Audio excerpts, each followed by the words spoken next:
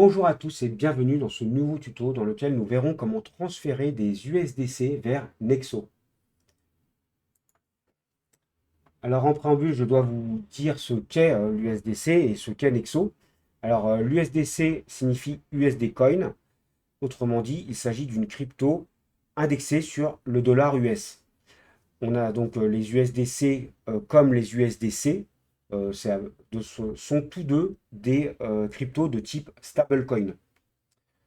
Donc, c'est-à-dire que ce sont des cryptos qui sont indexés sur une valeur, sur un actif réel qui est un actif externe au monde des cryptos, par exemple. Donc, ça peut être un actif, par exemple, comme une monnaie fiduciaire, ça peut être le dollar, ou une valeur comme l'or.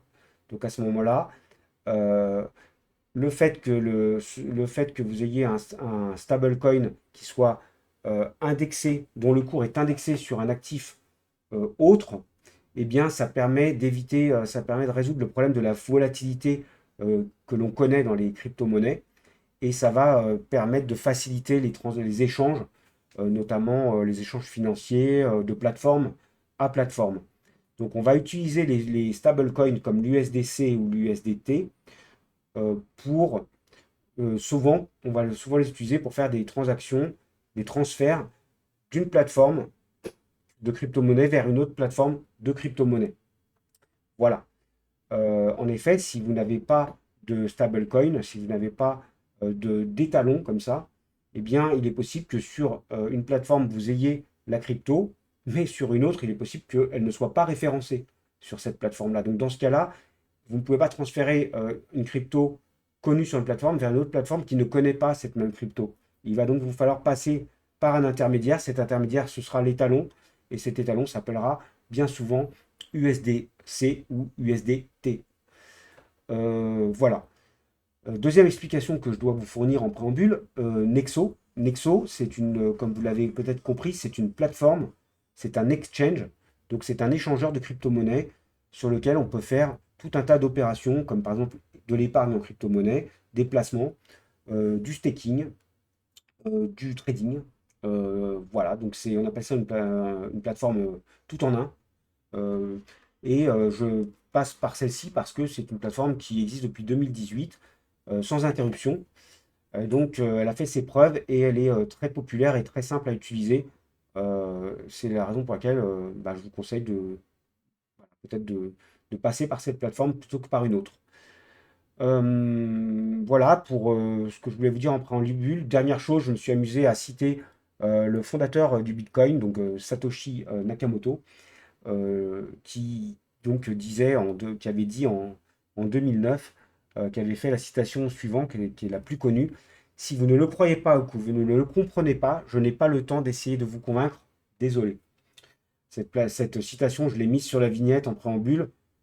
C'est un petit clin d'œil parce que c'est un peu le mythe voilà, le mythe du Bitcoin avec Sakamoto, personnage énigmatique qui a inventé le Bitcoin mais qui n'avait pas le temps de faire de la pédagogie, parce qu'à l'époque, on était quand même en 2009, quand il a lancé le Bitcoin, on était après la crise des subprimes, il fallait trouver quelque chose, parce que on a compris à l'époque que les banques centrales allaient faire exploser l'économie réelle, et qu'il allait falloir passer par une autre technologie, une autre solution en tout cas, en l'occurrence une solution technologique, pour à l'avenir pouvoir avoir une économie saine, qui ne soit pas spéculative et qui évite toutes sortes de corruption ou d'abus que l'on a connus depuis 15 ans. Et donc à l'époque, cette citation se justifiait dans la mesure où l'heure était à la mise en place de cette solution. Et c'est bien plus tard que l'on a pu commencer à avoir des personnes qui fassent ce travail de convaincre les gens d'adopter cette solution, parce qu'une monnaie ne fonctionne que sur la confiance qu'on lui accorde, et pour qu'une monnaie existe, il faut qu'elle soit utilisée, bien sûr. La monnaie ne sert qu'à échanger, c'est de l'énergie euh, qui nous relie tous, et donc il est important de faire ce travail de pédagogie pour que un maximum de personnes utilisent les crypto-monnaies, parce que la crypto-monnaie fonctionne sur une technologie infalsifiable, qui est la technologie blockchain. Cette technologie blockchain permet de faire bien plus que juste des transactions financières. Il est possible d'envisager de faire des smart contracts, autrement dit d'avoir des diplômes validés par la blockchain ou des contrats validés par la blockchain qui font qu'il n'y aura pas de... Ce sera infalsifiable et puis beaucoup plus rapide aussi. Et donc, cette citation de 2009, aujourd'hui, n'a plus cours parce qu'on est en 2024 et aujourd'hui, le contexte a changé. Euh, la crypto-monnaie est plus facile d'accès, bien que ce soit pas simple, hein, mais il faut s'y mettre. Mais disons qu'aujourd'hui, on a le temps et on doit expliquer un minimum parce qu'on a tous à apprendre de cette technologie. Et donc aujourd'hui, c'était peut-être pas le rôle du fondateur, mais c'est le rôle des autres, des utilisateurs de former leurs pairs éventuellement, parce qu'il y a des bons plans aussi dans la blockchain. Et puis c'est tout simplement, ça va devenir peut-être ça va peut-être devenir indispensable. On n'aura plus le choix, comme un jour on n'avait plus le choix que d'utiliser la carte bancaire ou Internet. Et bien un jour, maintenant qu'on est dans l'ère du Web 3.0, donc c'est le Web 3.0, c'est le web basé sur, enfin, qui fonctionne par la blockchain justement. Et donc on va y aller, bien que bien qu'il y ait des freins, bien sûr, tout n'est pas simple, hein, mais on va devoir y aller. Et aujourd'hui, cette citation que j'ai mise en avant n'est peut-être plus d'actualité. Voilà. Allez, je vais vous basculer sur mon écran. On va faire ce transfert de, d'USDT ou USDC, je ne sais plus, vers Nexo. Donc pour ça, on va ouvrir Nexo. On est sur mon tableau de bord, dashboard ici. Vous pouvez passer Nexo quand vous aurez créé votre compte et valider votre compte avec une pièce d'identité. Vous pourrez passer en français et vous aurez une interface en français, mais pas tout à fait, parce que j'ai quand même Dashboard Market qui est en anglais. Mais voilà, vous aurez quand même possibilité de passer en langue française, bien qu'il y ait des trades qui ne soient pas faites. Vous arrivez sur votre tableau de bord, ici vous voyez tout un tas de choses. Donc ici le plus important, donc vous avez des informations, et là vous avez accès à votre portefeuille, ici. Et donc c'est ça qui va être important. Donc par exemple ici, je vous invite à regarder par exemple dans Assets, et c'est là que vous verrez toutes les cryptos accessibles et que vous pourrez éventuellement les acheter ou les revendre. Moi, j'ai filtré ici pour qu'on ne voit pas toutes les cryptos, mais vous pouvez les afficher, il y en a plus de 60, et ensuite faire des recherches ici euh, bah, en tapant par exemple US, et là vous voyez tous les trucs, tous les cryptos qui commencent par US. Vous pouvez aussi cliquer sur le filtre pour cacher les balances à zéro, c'est-à-dire les portefeuilles sur lesquels vous n'avez pas d'actifs. Et du coup, ça va vous afficher que les lignes où il y a de l'argent. Voilà. Et donc moi, j'ai de l'argent que sur l'USDT. C'est pourquoi, en filtrant, je n'ai qu'une ligne qui apparaît. Une fois que vous êtes bien connecté à ça, vous pouvez aller vous balader sur Markets si vous voulez faire un peu de... C'est comme si vous alliez sur Boursorama ou un autre site de bourse avec des actions traditionnelles qui sont des actions de société, sauf que là, ce sont des actions, ce ne sont pas des actions, ce sont des cryptos. Et donc, c'est un autre type d'actif, mais ça marche pareil, c'est-à-dire que c'est des marchés dans lesquels vous pouvez faire des transactions. Donc, Market, c'est pour faire du trading, tout simplement. Vous pouvez faire des conversions d'une devise à une autre. Donc les devises, c'est de crypto à crypto. Et puis vous pouvez acheter des cryptos, etc. Peut-être prendre une carte aussi sur Nexo. Donc la même interface existe en version smartphone. Donc ça donne ça ici. Je suis sur mon smartphone ici. Pareil, vous voyez, je suis sur mon tableau de bord ici, dashboard. Je peux descendre. Je peux descendre ici. Donc là, je descends avec le doigt. Je suis sur mon téléphone. Hop, excusez-moi, je le débranche. Je descends. Ce qui va m'intéresser, ça va être Wallet. Donc je vais dans Wallet ici. Et là, vous voyez, j'ai le même type de filtre que je vous ai montré tout à l'heure. À savoir que j'ai filtré toutes les balances pour ne pas voir les balances à zéro. Maintenant, je vois tout. Donc je peux chercher soit en crypto, soit en stablecoin, soit en monnaie fiat. Soit prendre la loupe ici et taper un mot-clé. US, pas comme tout à l'heure, hein, par exemple. Et là, ça va chercher que les cryptos qui commencent par US. Cancel pour annuler le filtre. Et puis, si jamais je veux revenir à filtrer que les wallets sur lesquels j'ai des actifs, eh bien, je reclique sur le petit entonnoir qui symbolise le filtre et je clique sur Hide Zero Balance Assets. Et là, j'ai voilà, j'ai tous mes portefeuilles et je peux donc cliquer dessus et faire des withdraw, ce qui veut dire, faire un transfert, donc sortir l'argent du crypto wallet vers, vers un wallet externe. Donc à ce moment-là, il vous faudra prendre l'adresse de destination et envoyer la valeur que vous souhaitez sur cette adresse-là, sans vous tromper si possible, sinon vos fonds seront perdus. Vous pouvez envoyer à des amis qui sont eux aussi sur Nexo. Voilà, donc via email ou iPhone ou phone, enfin ou téléphone. Voilà les principales fonctionnalités. Vous avez d'autres choses, hein, la carte ici, possibilité d'acheter une carte Nexo. Enfin, elle est gratuite, mais il y a des conditions que vous regarderez par vous-même et qui peuvent changer en plus. Et donc, voilà, vous avez la possibilité de mettre l'argent sur une carte Nexo. Donc, vous pourrez faire vos courses avec votre carte Nexo. Je repasse sur mon écran, je reviens ici. Je vais passer je vais faire le transfert donc d'un site à l'autre. Donc ici, je suis sur un site et j'ai de l'argent. 110 euros, 110 dollars en l'occurrence. Ici, l'idée, c'est de transférer donc ici mes USDT qui sont donc USDC sur le réseau TRC20 qui veut dire Tron. C'est un réseau pour transférer l'argent dont les coûts sont assez bas.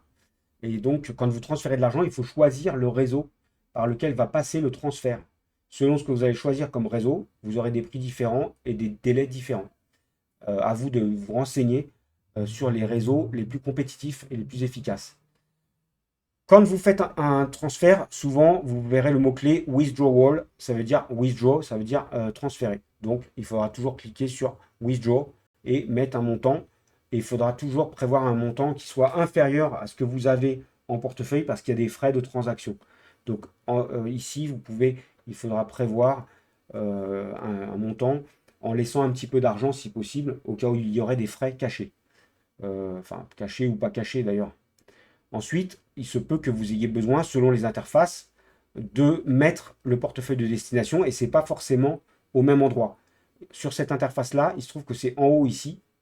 Quand vous allez sur votre compte ici, Personal Setting, c'est ici que vous allez mettre dans un champ l'adresse, l'adresse du portefeuille.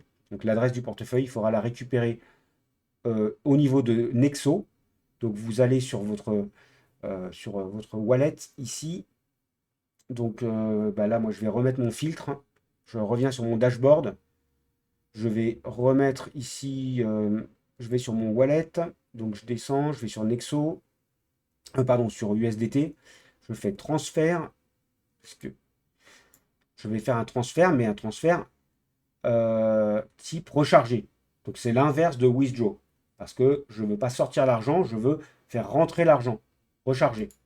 Je clique donc, je choisis donc ici le réseau, enfin je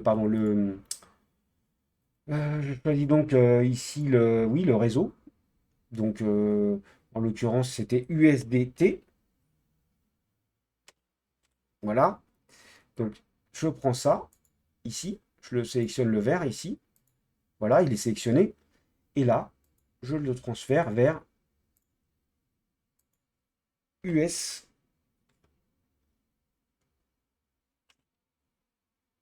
Je le transfère, pardon, vers le. Donc là, c'est la crypto, donc USDT, et non pas USDC, comme je vous ai dit tout à l'heure, donc USDT. Vous passez par le network, le réseau, si possible pas Ethereum, plutôt le réseau Tron. C'est ce que j'avais ici. TRC20, ça veut dire Tron. Donc vous passez par ce réseau-là, parce que c'est celui qui va vous fournir des coûts moins élevés et dans des délais relativement rapides. Vous allez récupérer cette adresse, copier, ici, l'adresse de dépôt. C'est comme si vous envoyiez un RIB en fait. Voilà. Et puis vous allez la placer à l'endroit qui convient selon où vous vous trouvez. Donc ça peut être un champ ici avec adresse du wallet, adresse wallet ou bien ça peut être ici dans vos paramètres personnels où vous aurez la possibilité de coller, donc clic droit coller, l'adresse du portefeuille. Moi, comme je l'ai mis, j'ai plus besoin de le remettre. Je mets maintenant juste un montant.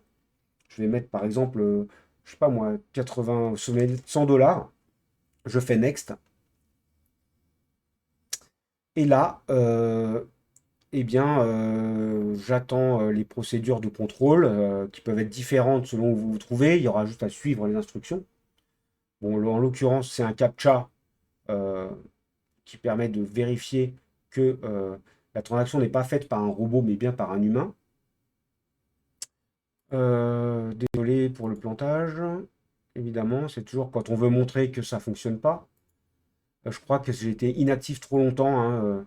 Je vais mettre en pause, je vais me reconnecter pour vous éviter de perdre votre temps à me regarder me reconnecter. Mais c'est oui, c'est un problème de login, hein, vous voyez. Donc je me reconnecte. Euh, donc tout devrait rentrer dans l'ordre. Ici, je remets mes accès, je valide que je ne suis pas un robot et je me connecte ici à nouveau. Voilà et voilà. Pardon pour ce, pardon pour ce petit contretemps. Alors, c'est souvent comme ça. Les choses qui sont toutes simples, eh bien, il y a des problèmes de connexion qui peuvent arriver. Pas de panique, vous vous reconnectez et vous revenez sur là où vous étiez. Donc, moi, j'étais sur Withdrawal Funds et je remets mon montant. J'ai déjà mon wallet qui est renseigné ailleurs, c'est-à-dire dans ici Personal Settings. Je l'ai copié-collé, je vous rappelle, en partant d'ici. Copier, et je l'ai collé. CTRL V. Je fais Next. J'ai mon adresse qui apparaît, je confirme. J'ai des taux, effectivement, je vois que j'ai des frais, que je confirme si les frais sont raisonnables, donc je valide. Et je vais donc devoir, pour transférer 100 dollars, vous voyez, il fallait prévoir un peu plus. C'est pourquoi je n'ai pas vidé mon compte, parce qu'il fallait prévoir les frais de transaction. Vous confirmez la transaction. Voilà. Bah écoutez, c'est bon, c'est confirmé. Vous pouvez aller maintenant dans l'historique, vérifier ici qu'il s'est passé quelque chose. En l'occurrence, il y a bien un identifiant de transaction qui est apparu. Et donc 100 dollars aujourd'hui, c'est bon. La transaction a bien été enregistrée côté source, c'est-à-dire de là où vous voulez envoyer l'argent. Côté destination, donc côté Nexo, il va falloir attendre. Pourquoi? Bah parce que il y a un certain nombre de vérifications euh, qui vont opérer et il va y avoir des délais pour que ces 100 dollars puissent arriver à destination sur la plateforme Nexo. Ne vous inquiétez pas, en général, c'est sous 24 heures maximum, parfois 48 heures dans le pire des cas, sauf si vous passez par un réseau surchargé comme le réseau Ethereum. Donc ne prenez surtout pas, pour le moment en tout cas, ce réseau, parce qu'il y a trop de monde dessus. C'est comme si vous preniez le périph' parisien à 18 heures le vendredi. Mauvaise idée. Prenez plutôt un réseau comme par exemple celui que j'ai pris, Tron, qui est moins encombré. Voilà, donc ici, je ne peux pas vous montrer le résultat. Je vais vous demander de me faire confiance. Je n'ai pas d'autre solution, a priori, que de vous montrer bah, peut-être une transaction, voir au niveau de l'historique, par exemple, voir que ici, j'ai fait une transaction de 80 USDT, donc la même transaction depuis le même site vers Nexo, et ça a fonctionné. Là, je ne peux pas vous montrer que cette transaction que je viens d'effectuer pour 100 dollars a fonctionné, car je dois attendre le délai de 24 heures. Je vais vous demander de me faire confiance et ensuite vous verrez sur votre dashboard ici, vous aurez la satisfaction de voir que votre portefeuille a augmenté. Euh, je suis en train de vous parler et en fait, mon écran n'est pas partagé, c'est super. Donc vous pourrez voir ici que votre portefeuille auto a augmenté. Et au niveau des transactions, ici, comme je vous disais tout à l'heure, ben, je ne peux pas vous montrer que la transaction a fonctionné parce qu'il y a un délai. Par contre, avant-hier, j'ai fait une transaction qui a fonctionné et je l'ai dans mon historique ici. Euh, donc patientez, vous aurez un mail de toute façon qui vous indiquera que, donc un mail de Nexo vous indiquant que vous avez reçu un transfert d'argent en crypto. Et puis ensuite, quand vous allez vous connecter sur votre compte Nexo, vous verrez que votre portefeuille, vous aurez la satisfaction de voir votre portefeuille augmenter en fonction du montant que vous aurez transféré. Voilà pour aujourd'hui. J'espère ne pas avoir été trop long. J'espère avoir été clair. Je vous souhaite bon courage pour vos projets, pour vos transactions, pour votre vie. Je vous dis à très bientôt. Au revoir.